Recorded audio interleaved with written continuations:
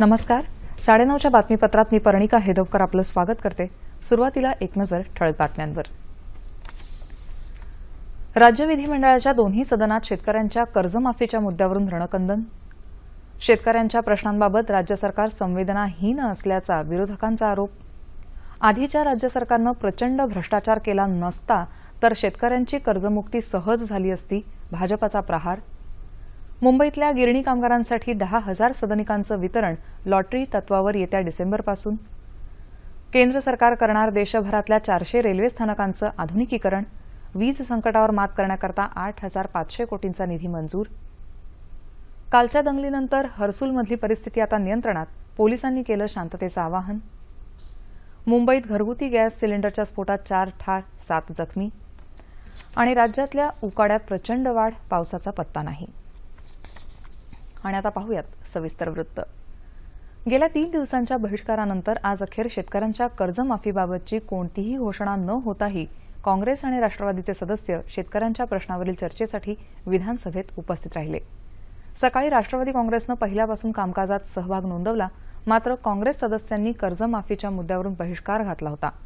दुपारनंतर मात्र शेतकऱ्यांच्या प्रश्नांबाबत चर्चेची सुरुवात विरोधी पक्षनेते राधाकृष्ण विखे पाटील यांनी केली. सरकारकडे आता संवेदना उरलेली नाही, आणखी किती आत्महत्यांची सरकार वाट पाहणार आहे असा सवाल त्यांनी केला. शेतकऱ्यांची मतं घेतली, मात्र त्यांना मदत द्यायची तयारी नाही अशी टीकाही त्यांनी यावेळी केली. मराठवाड्यातील दुष्काळातील दुष्टशक्ती सापडणाऱ्या आमच्या शेतकऱ्याला अध्यक्ष महोदय, आपण त्याचा आत्मविश्वास वाढेल, त्याचं मनोदर खची होणार नाही यासंबंधी राज्य सरकार काय विचार करणार आहे अध्यक्ष महोदय? 15 जून पर्यंत कर्जमाफी देऊ अशा प्रकारची घोषणा माननीय मुख्यमंत्र्यांनी केली होती. त्याची मुद्दा आठवण अध्यक्ष महोदय या ठिकाणी मी त्यांना करून देतो. राज्यातला शेतकरी सध्या सैरभैर झालाय. ग्रामीण महाराष्ट्राचा चेहरा रडवेला झालाय. त्यामुळे शेतकऱ्यांना त्वरित कर्जमाफी द्यावी अशी मागणी राष्ट्रवादी काँग्रेसच्या अजित पवार यांनी या चर्चेदरम्यान केली. 5,000 कोटी रुपये आणणं अशक्य गोष्ट नाहीये, कारण हे आपल्या सगळ्यांचं महाराष्ट्र राज्य आहे. हे राज्य त्या ठिकाणी टिकलं पाहिजे. आज मुख्यमंत्री महोदय, मला आपल्याला सांगायचंय की या सभागृहामध्ये काँग्रेस पक्ष, राष्ट्रवादी काँग्रेस पक्ष, शेतकरी कामगार पक्ष आणि शिवसेनेच्या पण नेत्यांचं म्हणणं असंच आहे की या राज्यातल्या शेतकऱ्यांना कर्जमुक्ती मिळाली पाहिजे.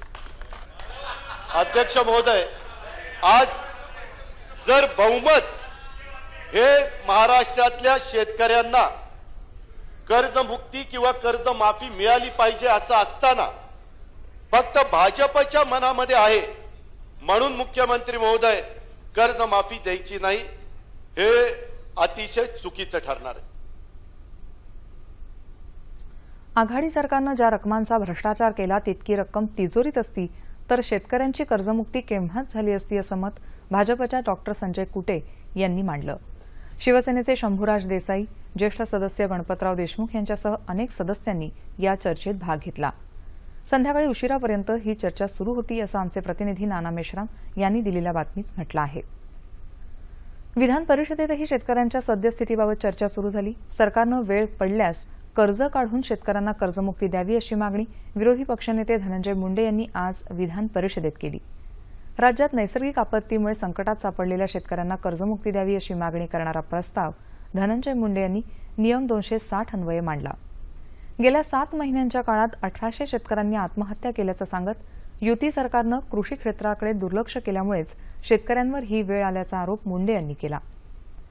शेतकऱ्यांना कर्ज देण्याच्या बाबतीत बँकांनी संवेदनशील होण्याची गरज आहे असं शिवसेनेच्या नीलम गोऱ्हे यांनी सांगितलं. त्यापूर्वी आज सकाळी शेतकऱ्यांच्या कर्जमुक्तीच्या मुद्द्यावरून विरोधकांनी आक्रमक पवित्रा घेतला होता. कर्जमुक्तीची मागणी करत विरोधकांनी केलेल्या गदारोळामुळे सभागृहाचं कामकाज वारंवार स्थगित करण्यात आलं. विरोधी पक्षनेते धनंजय मुंडे यांनी या संदर्भात स्थगन प्रस्ताव मांडला. यावेळी कृषी मंत्री एकनाथ खडसे यांनी सरकार याबाबत निर्णय घ्यायला तयार आहे, मात्र विरोधक राजकीय हेतूनं शेतकऱ्यांचा प्रश्न हाताळत असल्याचा आरोप केला. काँग्रेसच्या आमदारांनी विधानभवनाच्या पायऱ्यांवर बसून शेतकऱ्यांच्या कर्जमाफीच्या मुद्द्यावरून आजही सकाळी निदर्शनं केली असं आमच्या प्रतिनिधी सोनल चव्हाण यांनी कळवलं आहे. म्हाडा आणि MMRDA मार्फत उपलब्ध होणाऱ्या 10,000 सदनिका गिरणी कामगारांना वितरित करण्यासाठी लॉटरीची प्रक्रिया येत्या डिसेंबर महिन्यापासून सुरू करण्यात येईल असं मुख्यमंत्री देवेंद्र फडणवीस यांनी एका निवेदनाद्वारे सभागृहात सांगितलं. डिसेंबर 2016 पर्यंत आणखी 8,710 सदनिका उपलब्ध होणार असल्याचं मुख्यमंत्र्यांनी विधानसभेत स्पष्ट केलं, असं आमचे प्रतिनिधी मिलिंद लिमये यांनी कळवलं आहे. मुंबईच्या उपनगरातल्या मोडकळीला आलेल्या इमारतींमधल्या रहिवाशांना त्याच ठिकाणी घरं मिळण्यासाठी तसंच तोडलेली इमारत ठराविक मुदतीत बांधण्यासाठी कायदा करण्यासाठीचं विधेयक याच अधिवेशनात आणू. मात्र तसं शक्य नाही झालं तर अध्यादेश काढू अशी घोषणा मुख्यमंत्री देवेंद्र फडणवीस यांनी विधानसभेत केली. अतुल भातखळकर यांनी उपस्थित केलेल्या लक्षवेधीच्या उत्तरात ते बोलत होते.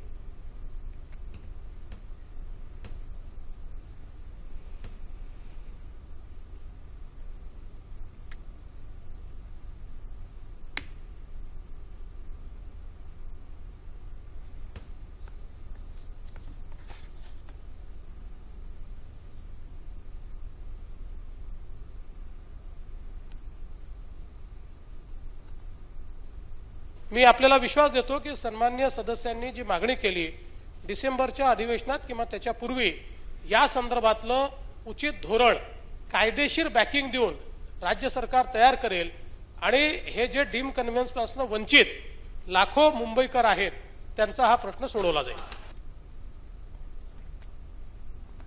राज्य भूविकास बँकेकडे थकीत असलेली कर्जाची रक्कम शेतकऱ्यांनी भरलीच पाहिजे. या रकमेपैकी मोठ्या रकमेची सूट दिलेली असल्याने आणखी सवलत शक्य नाही असं स्पष्ट प्रतिपादन सहकार मंत्री चंद्रकांत पाटील यांनी आज विधानसभेत प्रश्नोत्तराच्या तासादरम्यान एका प्रश्नाच्या उत्तरादाखल केलं. देशातल्या 400 रेल्वे स्थानकांचा स्विस चॅलेंज पद्धतीप्रमाणे पुनर्विकास करण्याच्या योजनेला केंद्रीय मंत्रिमंडळानं आज मंजुरी दिली. केंद्रीय वित्तमंत्री अरुण जेटली यांनी नवी दिल्लीत पत्रकार परिषदेत ही माहिती दिली. स्विस चैलेंज मेथड कॉन्ट्रैक्ट देने का एक नई प्रक्रिया है कि जो 400 A1 और A category K railway stations classify किए जाएंगे, कोई भी क्रेडेंशियल्स रखने वाला व्यक्ति उसको अपना डेवलपमेंट करने का प्रपोजल सरकार को दे सकता है. अपुऱ्या वीज पुरवठ्याच्या संकटावर मात करण्यासाठी बहुराज्यीय विद्युत वितरण प्रणाली विकसित करण्यात येणार असून त्यासाठी 8,500 कोटींचा निधी मंजूर केला आहे. देशांमध्ये विविध क्षेत्रात परकीय गुंतवणुकीचा मार्ग अधिक सोपा करण्यासाठी अडचणीचे ठरणारे 295 नियम तसंच कायदे रद्दबातल करण्याचा निर्णयही केंद्रीय मंत्रिमंडळानं आज घेतला. थेट परकीय गुंतवणूक आणि अप्रत्यक्ष परकीय गुंतवणूक यांचं विलिनीकरण करण्यात येणार आहे. याबरोबरच लघु आणि मध्यम उद्योगांना वित्त पुरवठा करण्यासाठी ग्रामीण विकास बँकांना 700 कोटींचा अतिरिक्त निधी मंजूर करण्यात आला आहे. ई-न्यायालयांच्या दुसऱ्या टप्प्याला या बैठकीत मान्यता देण्यात आली. ध्वजारोहणापासून 3 दिवस सुरू असलेल्या सिंहस्थ कुंभ पर्व काळानिमित्त त्र्यंबकेश्वर इथला कुंभनगरीचा परिसर मंत्रघोषांनी निनादला आहे. 12 वर्षांनंतर येणाऱ्या या पर्वानिमित्त या ठिकाणी धार्मिक तसंच सांस्कृतिक कार्यक्रम होत आहेत. यज्ञशाळांमध्ये धूपदीपांच्या दरवळीत वेदमंत्रांचं पठण करण्यात येतंय. यज्ञशाळेत वेदघोष करून विश्वकल्याणासाठी तसंच सुजलाम सुफलाम महाराष्ट्रासाठी आवाहन करत मांगल्य आणि पावित्र्य घेऊन आलेल्या या पर्वात देगा पावसाचे दान असा जागर केला जातोय.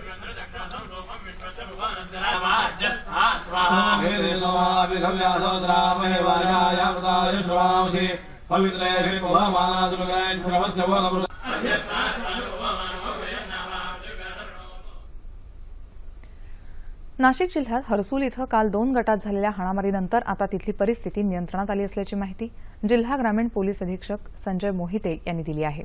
काल झालेला हिंसाचार नियंत्रणात आणण्याकरता पोलिसांनी केलेल्या गोळीबारात एका युवकाचा मृत्यू झाला होता. त्यानंतर झालेल्या दगडफेकीत 8 पोलीस जखमी झाले होते. गावात शांतता प्रस्थापित करण्याकरता लोकांनी पोलिसांना सहकार्य करावं असं आवाहन नाशिकचे पालकमंत्री गिरीश महाजन यांनी केलं आहे.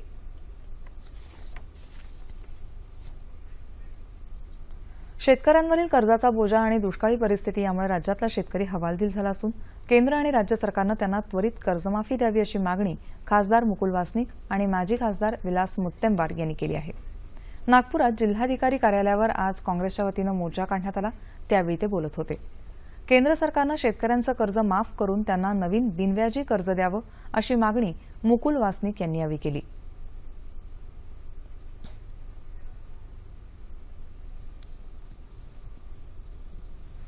यूपीएच्या सरकारनं सोनियाजी मनमोहन सिंगजी असताना त्यांनी जो निर्णय घेतला होता 70-72 हजार कोटी रुपयाचं कर्ज माफ करण्याच्या दृष्टिकोनातून, तशाच धर्तीवरती महाराष्ट्रामध्ये केंद्र आणि राज्यानं शेतकऱ्यांचं कर्ज तातडीने माफ करायला पाहिजे आणि सोबतच नवीन कर्ज बिनव्याजी स्वरूपाचं शेतकऱ्यांना उपलब्ध करून द्यावं, जेणेकरून ते नवीन पीक घेण्याच्या या परिस्थितीमध्ये पोहोचू शकतील.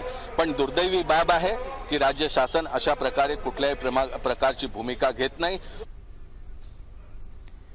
शेतकऱ्यांना आर्थिक दिलासा मिळाला नाही तर आत्महत्यांचं प्रमाण वाढणार असल्याचं सांगत मागण्या पूर्ण झाल्या नाहीत तर आंदोलन चालूच ठेवण्याचा इशारा विलास मुत्तेमवार यांनी यावेळी दिला.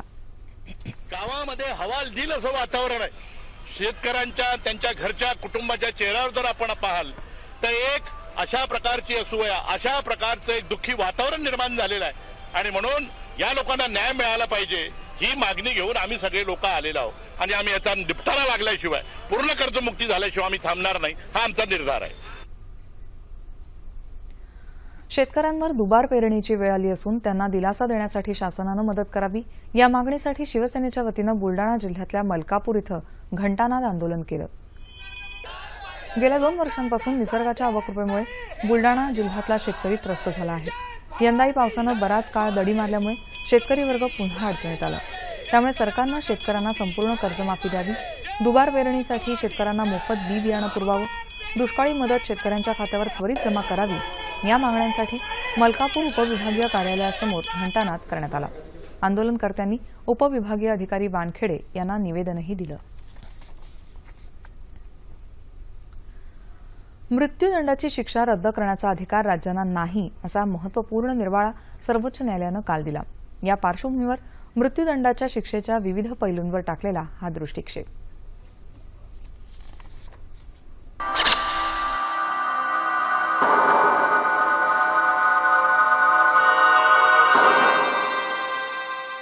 मृत्यूदंड हे शब्दच मनावर भीतीचा चरा उमटवणारे.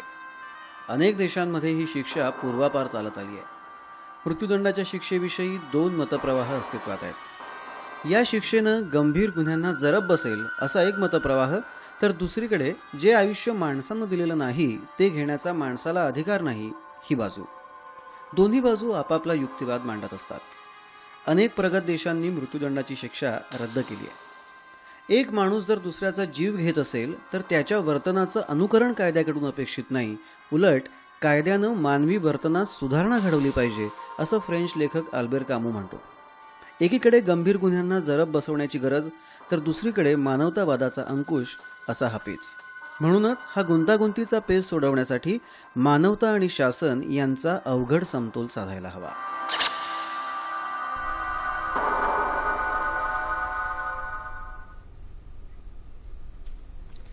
मृत्यूदंडाच्या शिक्षेची तरतूद आणि तिच्या कायदेशीर तसंच सामाजिक बाजूंविषयी चर्चा करण्यासाठी ॲडव्होकेट नयना परदेशी आज आपल्या स्टुडिओत आल्या आहेत. नमस्कार मॅडम. 9:30च्या बातम्यांमध्ये आपलं स्वागत. नमस्कार. मृत्यूदंडाची शिक्षा सुनावल्यानंतर ती शिक्षा माफ करण्याचा अधिकार राज्यांना नाही, राज्य सरकारांना नाही असा एक निर्वाळा सर्वोच्च न्यायालयानं कालच दिलाय. आणि त्याचबरोबर 93च्या साखळी बॉम्बस्फोटातला जो मुख्य सूत्रधार आहे याकूब मेमन याच्या फाशीची आता शिक्षा म्हणजे देण्याची प्रक्रिया सुरू झालेली आहे, पण त्याने पुन्हा एकदा ती शिक्षा होऊ नये यासाठी अर्ज केलेला आहे. तर या 2 महत्वपूर्ण घटनांकडे कायदेतज्ञ म्हणून तुम्ही कसं पाहता? मृत्यूदंडाची शिक्षा रद्द करण्याचा अधिकार राज्यांना नाही असं जे सांगितलं गेलंय सुप्रीम कोर्टाकडनं ते अतिशय योग्य आहे. कारण मृत्यूदंडाची शिक्षा जेव्हा दिली जाते तेव्हा पहिल्यांदा ट्रायल कोर्टामध्ये त्याची सुनावणी होते. तिथे शिक्षा झाल्यानंतर हायकोर्टात म्हणजे उच्च न्यायालयामध्ये अपील करण्याची संधी असते. हायकोर्टामध्ये किंवा उच्च न्यायालयात अपील झाल्यानंतर तिथे जर ती शिक्षा कायम झाली तर त्या शिक्षेविरुद्ध पुन्हा सर्वोच्च न्यायालयामध्ये जो आरोपी असेल तो अपील करू शकतो. सर्वोच्च न्यायालयामध्ये अपील झाल्यानंतर पुढच्या काळामध्ये अर्थातच मर्सी पिटिशन किंवा दया अर्ज जो राष्ट्रपतींकडे किंवा राज्याच्या स्तरावर गव्हर्नरकडे म्हणजे राज्यपालांकडेही करता येतो. तर ह्या सगळे प्रोसेस असल्यामुळे राज्याच्या ह्यांनी एकदा सुप्रीम कोर्टाने किंवा वरच्या स्तरावरती ही शिक्षा कायम केली गेल्यानंतर राज्यांच्या लेव्हलला जेव्हा ही शिक्षा जर रद्द करण्याचा प्रयत्न झाला तर ते अतिशय अयोग्य ठरेल अशासाठी कारण त्यामुळे कित्येक वेळा राजकीय हेतूने प्रेरित होऊन असे निर्णय घेतले जाण्याची शक्यता आहे. त्याच्यामुळे ही बाब अयोग्य आहे. हे सुप्रीम कोर्टाने जे ठरवलंय ते बरोबर आहे.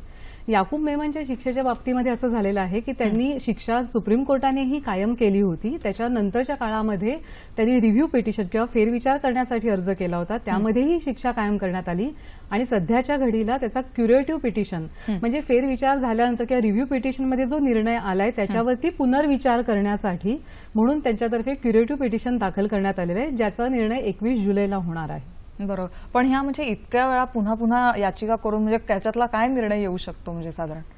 निर्णय जो योग्य असेल तोच येईल असं अर्थातच मी कायदेतज्ञ म्हणून पण म्हणेन. म्हणजे या कायद्यामध्ये एवढ्या तरतुदी ठेवलेल्या आहेत. हो, ह्याचं कारण असं आहे की आपल्या कायद्याचं मूळ तत्व असं आहे की कोणत्याही निरपराधाला शिक्षा होऊ नये. म्हणून हा जो रिव्ह्यू पिटिशन किंवा पहिल्यांदा ह्याच्या सगळ्या स्टेप्स ठेवलेल्या आहेत की उच्च न्यायालयात अपील, उच्च न्यायालयानंतर सर्वोच्च न्यायालयात अपील, सर्वोच्च न्यायालयानंतर राष्ट्रपतींकडे दया अर्ज. ह्याच्यामध्ये एकच हेतू आहे की कोणत्याही निरपराध माणसाला शिक्षा होऊ नये आणि त्याला पुरेपूर संधी त्याची बाजू मांडण्याची दिली जावी. आणि हा जो क्युरेटिव्ह पिटिशन केलाय त्याच्यामध्ये एक गोष्ट मी नमूद करू इच्छिते की या क्युरेटिव्ह पिटिशनमध्ये रिव्ह्यू पिटिशनमध्ये नैसर्गिक न्यायतत्वांची अंमलबजावणी योग्य रीतीने झालेली नाहीये किंवा कोणत्याही कारणाने जज बायस आहेत किंवा ज्याला निपक्षपातीपणे निर्णय घेतला नाही आणि त्याच्यामुळे माझ्या ह्याच्यावरती परिणाम होईल निर्णयावर, असं जर त्याला वाटत असेल तर तसं स्पष्टपणे नमूद करून हा क्युरेटिव्ह पिटिशन केला जातो. त्याला एका वरिष्ठ विधिज्ञाची किंवा कायदेतज्ञाचं प्रमाणपत्र असावं लागतं आणि त्याच्यानंतर हा अर्ज 3 वरिष्ठ न्यायाधीशांकडे व त्याचबरोबर रिव्ह्यू पिटिशन ज्यांनी ऐकलं त्या 3 न्यायाधीशांकडे जातो आणि त्या पीठाकडे गेल्यानंतर जर त्यांनी बहुमताने असा निर्णय घेतला की ह्याच्यावरती विचार करायची गरज आहे तरच हे क्युरेटिव्ह पिटिशन ऐकलं जातं. अच्छा. मृत्यूदंडाची शिक्षा केव्हा दिली जाते? मृत्यूदंडाची शिक्षा ही आपल्या कायद्याच्या ह्याच्यानुसार जेव्हा दुर्मिळात दुर्मिळ असा गुन्हा होतो अशा स्वरूपाच्या गुन्ह्यांमध्ये दिली जाते. म्हणजे गंभीर स्वरूपाचा गुन्हा की ज्याच्यामध्ये आपण इंग्लिशमध्ये ज्याला कोल्ड ब्लडेड मर्डर म्हणतो, विचारपूर्वक जाणीवपूर्वक जेव्हा एखादा गुन्हा केला जातो आणि ज्याच्यामध्ये पुन्हा म्हणजे सर्वात दुर्मिळ आहे असा गुन्हा पुन्हा कधी होऊ शकत नाही अशा पद्धतीचा जेव्हा गुन्हा आहे, गंभीर स्वरूपाचा आहे, त्या गुन्ह्यांमध्ये मृत्यूदंडाची शिक्षा साधारणतः दिली जाते. आपल्याकडे भारतीय दंड संविधानामध्ये जवळजवळ 14 कलमं अशी आहेत की ज्याच्याखाली मृत्यूदंडाची शिक्षा दिली जाते आणि इतरही काही कायदे आहेत ज्याच्यामध्येही मृत्यूदंडाची शिक्षा दिली जाते. अच्छा, बरं. आत्ताच आपण एक छोटा आमचा कॅप्सूल पॅकेज पाहिलेला आहे. त्याच्यामध्ये आपण म्हटलेलं आहे की जेव्हा गुन्हेगार जो असतो त्याने ऑलरेडी गुन्हा केलेला आहे तर त्याला सुधारण्याची संधी द्यावी का हे न्यायालयाचं काम आहे का त्याला फाशीची शिक्षा म्हणजे त्याचा अधिकार न्यायालयाकडे आहे का? हो, न्यायालयाकडे तुम्ही कसं अधिकार पाहता त्याचा म्हणजे आहे, पण अर्थात आपली न्यायप्रणाली अशीच असायला हवी की ज्याच्यामधून गुन्हेगाराला सुधारण्याची संधी मिळायला पाहिजे. आणि म्हणूनच हल्ली बाहेरच्या अनेक देशांमध्ये ह्या जी फाशीची शिक्षा आहे ती रद्द केली जावी आणि त्याच्यामधून गुन्हेगाराला सुधारण्याची संधी मिळावी असा एक मतप्रवाह आहे. परंतु आणि युनायटेड नेशन जनरल असेंब्लीने याच्यासाठी अतिशय प्रयत्न केलेले आहेत की ही फाशी शिक्षा रद्द करण्यासाठी आपण सही करावी. परंतु भारताने 2007 आणि 2013 या दोन्ही वेळा या मेमोरेंडमवरती सही करायला नकार दिलेला आहे.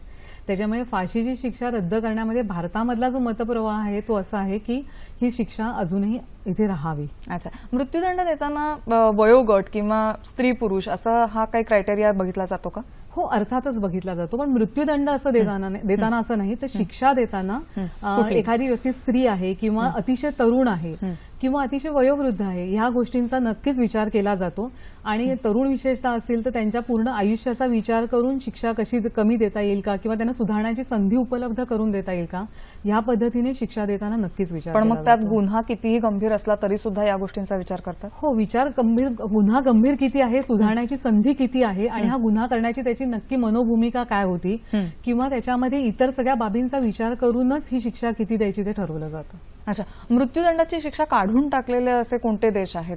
असे आहेत, बरेच देश आहेत, विशेषतः युरोप खंडामध्ये आणि युनायटेड स्टेट्समधल्या काही राज्यांमध्ये ही शिक्षा रद्द झालेली आहे. परंतु आशिया खंडामध्ये आणि खंडातल्या बऱ्याचशा देशांमध्ये ही शिक्षा अजून तशीच आहे, किंबहुना ती शिक्षा तशीच राहावी असा एक मतप्रवाह आहे. पण मग ज्यांनी ही रद्द केलेली आहे शिक्षा त्याचे काय परिणाम जाणवलेले आहेत त्या देशांमध्ये? काय परिणाम असं नाही, परंतु प्रत्यक्षामध्ये असं आहे की मृत्यूदंडाची शिक्षा रद्द का करावी असं म्हणताना त्यांची मनोभूमिका अशी आहे की ह्या शिक्षेने केवळ गुन्हे कमी होतील असं होत नाही, किंवा ज्या देशांमध्ये ही शिक्षा आहे तिथे गुन्हे होत नाहीत किंवा गंभीर स्वरूपाचे गुन्हे होत नाहीत असं होत नाही. तर त्याच्यामुळे केवळ मृत्यूदंडाची शिक्षा देऊन काही साध्य होणार नाही हेतू. त्याऐवजी त्यांना सुधारण्याची संधी देणं आणि जितका त्वरित किंवा जलदगती न्याय जर मिळाला तर आपोआपच त्याचा एक धाक सर्वांवरती राहील. केवळ मृत्यूदंडाची शिक्षा दिल्यानेच धाक राहतो हे मान्य नाहीये असं सगळ्यांचा मतप्रवाह आहे. बरं, तुम्ही आता संयुक्त राष्ट्रांनी पण म्हटलेलं आहे, त्यांच्या भूमिकेबद्दल म्हटलंय, पण भारताने नकार दिलेला आहे त्या गोष्टीसाठी. काय कारण असू शकेल?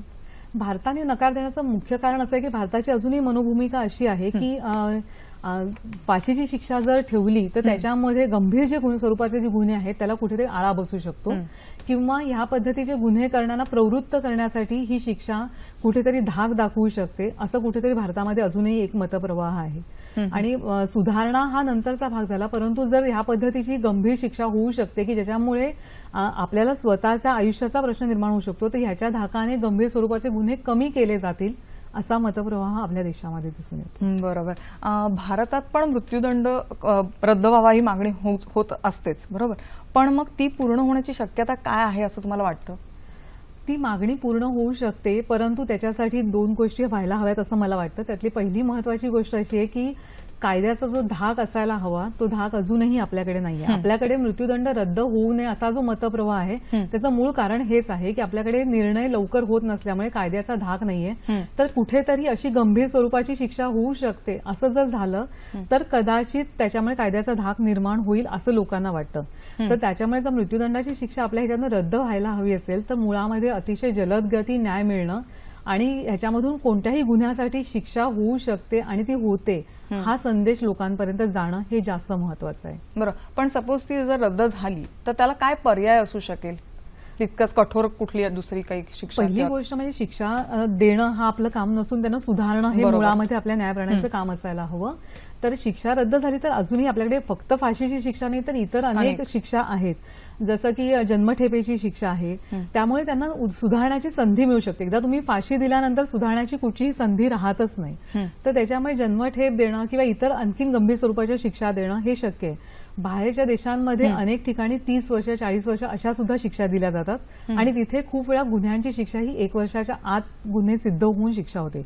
तर मुळात जर लवकर जर न्याय मिळू शकला आणि शिक्षाला जर लवकर झाल्या तर आपोआपच गुन्हेगारीला आळा बसेल असं मला वाटतं. बरोबर. जन्मठेपेची शिक्षा मिळते तिथे सुद्धा तुमच्या चांगल्या वर्तणुकीतून त्या शिक्षा कमी होण्याचे पण प्रकार इथे होतात? हो, काही शिक्षांमध्ये असं होऊ शकतं की तुमची वर्तणूक चांगली असेल तर त्याचा फायदा देऊन आणि तुमच्यामध्ये जर सुधारणा झाली असेल तर त्याचा जेलच्या जे सुपरिटेंडेंट वगैरे असतात त्यांच्याकडे रिपोर्ट घेऊन त्याप्रमाणे तेवढी सूट दिली जाते आणि त्याचा फायदा त्या आरोपीला मिळू शकतो.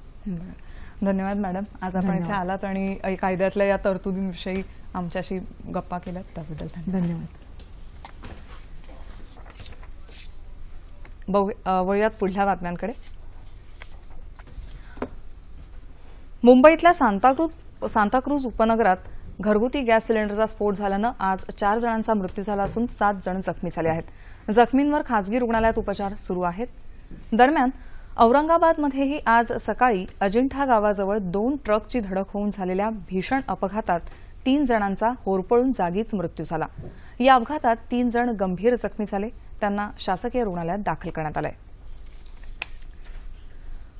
बुलडाणा जिल्हा सैनिक कल्याण विभागाच्या वतीनं बुलडाण्यात सुभेदार योगेंद्र सिंह यादव, नायब सुभेदार संजय कुमार आणि कॅप्टन बाना सिंह या परमवीर चक्र विजेत्या सैनिकांचा भावपूर्ण सत्कार आज करण्यात आला. जिल्हाधिकारी किरण कुरुंदकर कार्यक्रमाच्या अध्यक्षस्थानी होते. या सैनिकांना युद्धातले आपले अनुभव यावेळी लोकांपुढे मांडता आले. युवकांनी देशभक्ती अंगीकारावी आणि देशसेवा करावी असं आवाहन या सैनिकांनी केलं.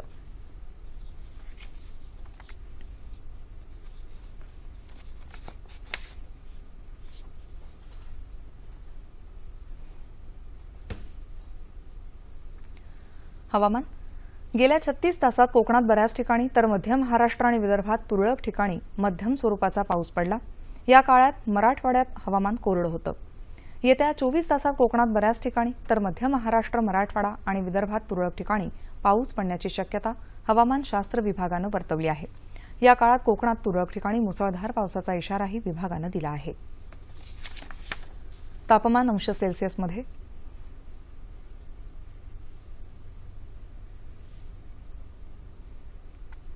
मुंबई कमाल 32, किमान 28. नागपूर 36-25. पुणे 29-22.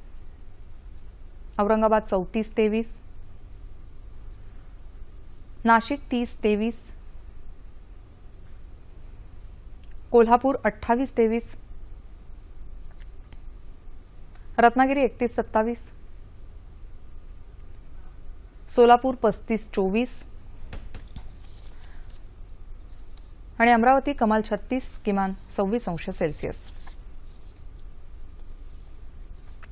शेवटी ठळक बातम्या पुन्हा एकदा.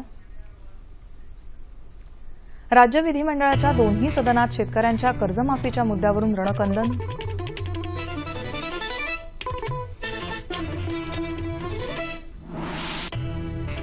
शेतकऱ्यांच्या प्रश्नांबाबत राज्य सरकार संवेदनाहीन असल्याचा विरोधकांचा आरोप.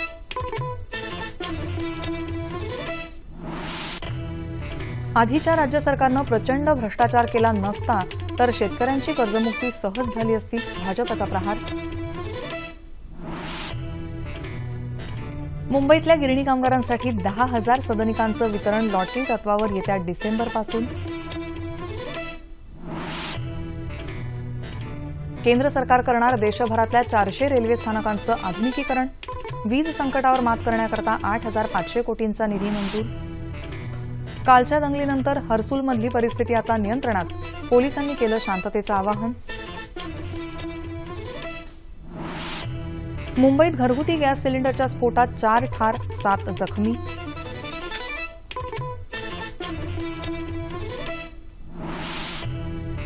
आणि राज्यातल्या उकाड्यात प्रचंड वाढ, पावसाचा पत्ता नाही. याबरोबरच हे बातमीपत्र संपलं. पुन्हा भेटूया उद्या सकाळी 8:30 वाजता आपल्या सह्याद्री वाहिनीवर. नमस्कार.